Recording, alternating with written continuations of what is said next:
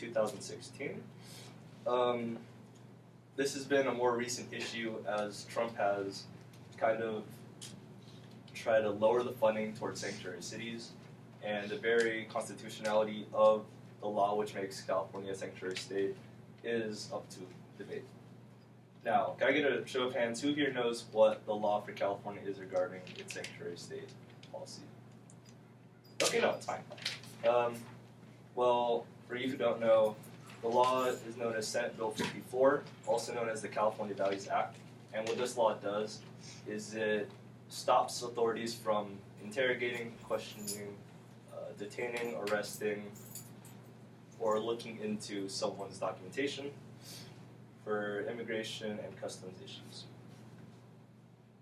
Now, this law may sound good for those who are undocumented immigrants, but there also comes a large amount of negative effects to this, such as an increase in crime and just a general division within the nation itself. Now, don't get me wrong here. I think that immigration is great. I wouldn't be here without immigration, and I think that a lot of you wouldn't be here either without immigration. And it also comes with benefits to the economy as well, as immigrants bring in labor, they bring jobs, and they just they slow the decline of the economy when it hits a recession. This is by a study from UC Berkeley.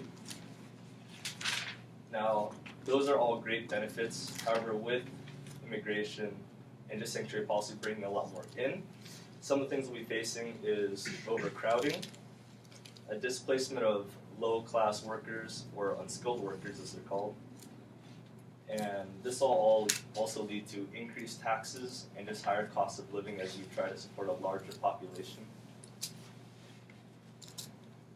Now, not only this overcrowding and surplus of workers, we also see just basically increases in crime in all sanctuary cities.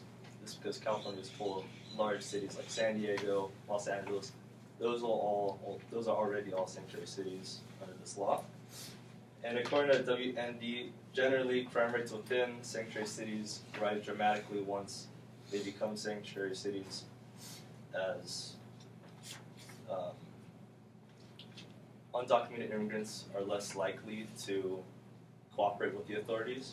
And not only that, but federal law also is kind of blocked by this policy because they cannot enact laws regarding immigration and customs in general.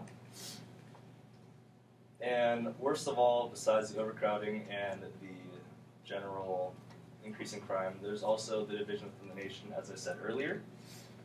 And this is mostly due to the fact that the law does prohibit some of the federal government from taking action against undocumented immigrants, which the law actually does state that it shouldn't stop them, but in reality, it actually does kind of get in the way of the federal law. And now, why is this bad?